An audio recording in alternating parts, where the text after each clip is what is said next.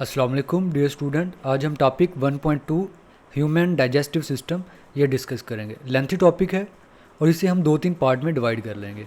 इस टॉपिक के अंदर ह्यूमन डाइजेस्टिव सिस्टम के कंपोनेंट के कौन कौन से ऑर्गन इसमें शामिल हैं और उनका फंक्शन क्या है वो डिस्कस करेंगे। फर्स्ट ऑफ ऑल हम डेफिनेशन देखते हैं एलिमेंट्री कनाल ये क्या होती है।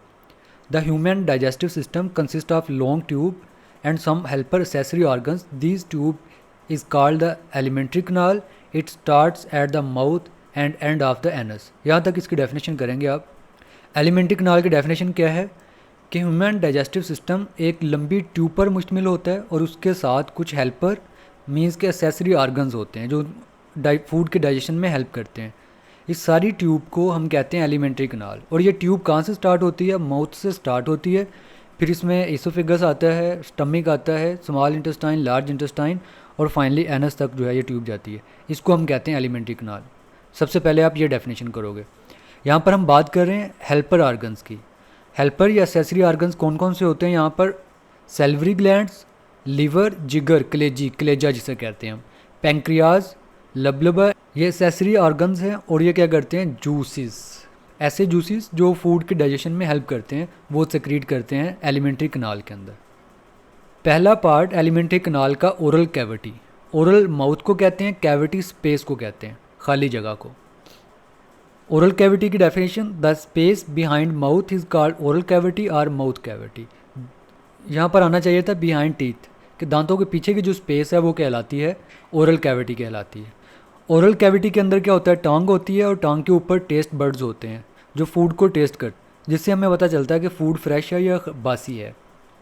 और ओरल कैविटी से ही मैकेनिकल डाइजेशन का प्रोसेस शुरू हो जाता है। मैकेनिकल डाइजेशन का मतलब है फूड को ब्रेक करना और उसको पीसीज में चेंज कर देना, मैकेनिकल डाइजेशन कहलाता है।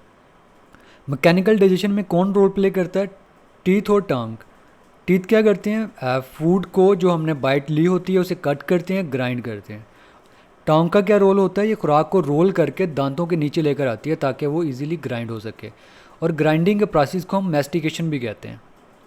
मैकेनिकल डाइजेशन के बाद शुरू होता है पार्शियल केमिकल डाइजेशन।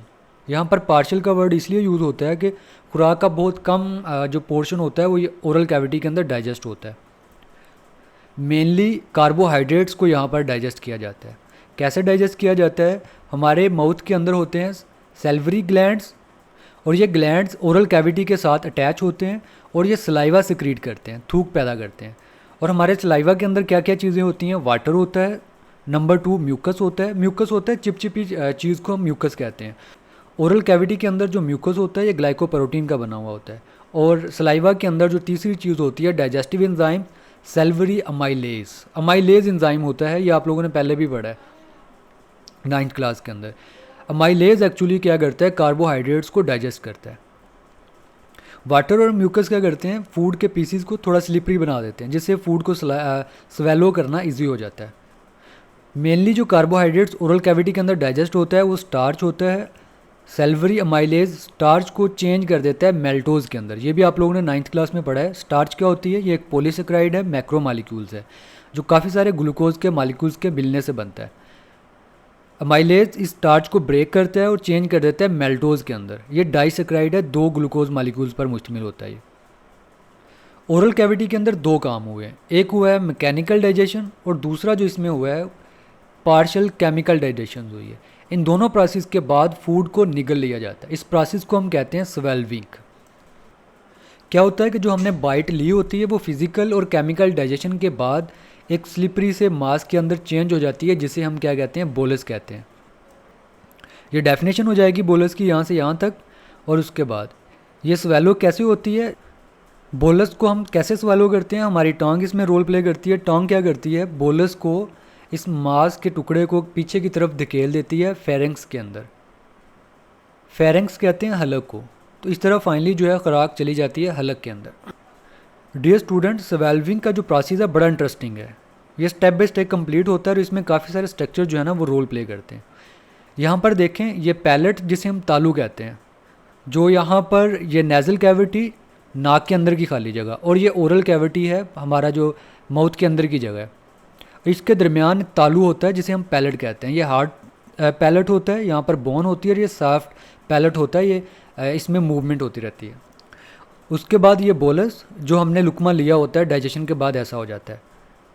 यहाँ पर ये बोलस को रिप्रेजेंट किया गया है जो आप पार्शियल डाइजेशन के बाद कुछ इस तरह का हो जाता है। हमारी ये टांग सारी यहाँ से यहाँ तक, और ये छोटी सी कॉमन ट्यूब जो है ये फेरेंक्स कहलाती है, हलक कहलाती है। फेरेंक्स जो होता है ये कॉमन पाथवे होता है सांस के लिए भी और खुराक के लिए भी। यहाँ से हम सांस भी यहाँ से गुजरता है और खुराक भी यहाँ से गुजरती है। इसके नीचे यहाँ पर एक फ्लैप लाइक स्ट्रक्चर होता है जिसे हम कहते हैं एपीग्लॉटिस। एपी का मतलब अपर, ग्लाटिस क्या होता है, ये वाली ट्यूब जो है ये ट्रैकिया सांस की नाली, विंड पाइप जिसे हम कहते हैं, और इसका ये सुराख है जिसे हम ग्लाटिस कहते हैं, और इस ग्लाटिस के ऊपर होता है एपीग्लॉटिस। और सांस वाली नाली के बैक साइड पर होती है इसोफेगस, खुराक की नाली। यह था हमारा ओरल कैविटी का स्ट्रक्चर और उसके साथ खुराक की नाली और सांस की नाली। तो अब हम देखेंगे कि खुराक यहाँ से कैसे गुजरती है और क्या क्या चेंजेस आती है इसमें। क्या हुआ, खाने के दौरान हमने खाने की एक बाइट ली, आफ्टर पार्शियल डाइजेशन के बाद वो बाइट चेंज हो जाती है बोलस के अंदर, और फिर उसके बाद बोलस बनने के बाद टंग क्या करती है, इस बोलस को बैक साइड की तरफ पुश करती है, जिससे क्या होता है कि बोलस जो है वो फेरेंक्स के अंदर आ जाता है। जैसे ही फेरेंक्स के अंदर आता है तो यहाँ पर कुछ चेंजेस होती है। यहाँ पर देखें ये है एपीग्लॉटिस, यहाँ पर इसकी पोजीशन ऊपर की तरफ है, और सांस वाली नाली का ये वाला जो पोर्शन होता है ये भी थोड़ा नीचे की तरफ होता है। जैसे ही बोलस फेरेंक्स के अंदर आता है तो ये एपीग्लॉटिस नीचे की तरफ आ जाता है, यहाँ पर यहाँ इस जगह पर आ जाता है। यहाँ पर देखें, पहले ये एपीग्लॉटिस ऊपर था, अब क्या हो गया, यहाँ पर आ गया, जिससे क्या हुआ कि जो ये ग्लॉटिस है, सांस की नाली की जो ओपनिंग है जिससे हम सांस लेते हैं, ये क्लोज हो जाती है, ताकि जो हम खाना खा रहे हैं वो सांस की नाली में ना जाए बल्कि खुराक की नाली में जाए। अगर समहाउ खाना चला जाता है सांस की नाली में तो ये बड़ी कॉम्प्लिकेशन क्रिएट कर सकता है, इवन कि सांस बंद हो सकता है। इस परेशानी से हमें कौन बचाता है, एपीग्लॉटिस बचाता है। खुराक जो है इसोफिगस, खुराक की नाली में आ गई है, आगे क्या होता है वो हम देखते हैं। ह्यूमन डाइजेस्टिव सिस्टम का जो सेकंड पार्ट होता है फेरेंक्स और इसोफिगस। यहाँ पर आप लोग फेरेंक्स की डेफिनेशन करेंगे, इज़ अ शॉर्ट ट्यूब, छोटी सी ट्यूब होती है ये, जो ओरल कैविटी के बैक साइड पर होता है, और ये क्या करती है, ओरल कैविटी को कनेक्ट करवाती है इसोफिगस, खुराक की नाली के साथ, और इसी तरह नोज़ को कनेक्ट करती है विंड पाइप, ट्रैकिया के साथ, सांस की नाली के साथ। यहाँ तक इसकी डेफिनेशन करेंगे आप लोग। फिर उसके बाद आप एपीग्लॉटिस की डेफिनेशन करोगे यहाँ से, an elastic cartilage tissues present on glottis is known as epiglottis.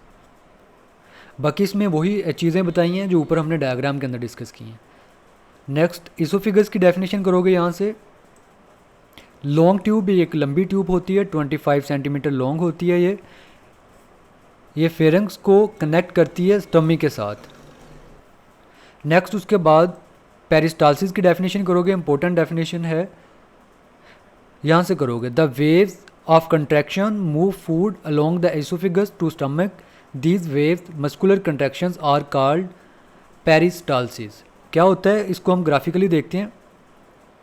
जब बोलस ओरल कैविटी से फेरेंक्स, फेरेंक्स से आगे इसोफिगस में आ जाता है, फिर यहाँ पर पेरिस्टालसिस का प्रोसेस शुरू हो जाता है। क्या होता है कि जो इसोफिगस होती है इसके अंदर मसल्स होते हैं सर्कुलर, और जो हमारी एसोफिगस होती है इसके अंदर मसल्स होते हैं सर्कुलर और इलोंगेटेड मसल्स होते हैं। क्या होता है कि जब बोलस खुराक की नाली के अंदर आता है तो उसकी बैक साइड से जो सर्कुलर मसल्स हैं वो कंट्रैक्ट होते हैं, कंट्रैक्ट होते रहते हैं और बोलस को आगे की तरफ मूव करवाते रहते हैं, और जबकि जो बोलस के आगे वाली साइड के जो मसल्स होते हैं वो रिलैक्स हो जाते हैं, आगे स्पेस ज़्यादा बन जाती है, जिससे क्या होता है कि बोलस को आगे जाने में मदद मिलती है। तो इसी तरह फूड आगे की तरफ मूव करती जाती है और फाइनली जो है वो स्टमक के अंदर पहुंच जाती है बाकी की डाइजेशन के लिए। डियर स्टूडेंट, आज हमने ह्यूमन डाइजेस्टिव सिस्टम के दो पार्ट्स पढ़े हैं, ओरल कैविटी, फेरेंक्स और इसोफिगस, और इसमें कुछ डेफिनेशंस भी हमने देखी और स्वेल्विंग का प्रोसेस भी देखा, कैसे बोलस हमारे इसोफिगस खुराक की नाली में जाते हैं। डियर स्टूडेंट, यहाँ पर कुछ important MCQs। First one is food digestion start in the stomach, small intestine, oral cavity, large intestine. Correct option is oral cavity. Second MCQs, the length of esophagus is about 15 centimeter, 20, 25, 30 centimeter. The correct option is 25 centimeter. MCQ number 3, salivary amylase digests starch into glucose, maltose, sucrose, protein. The correct option is maltose.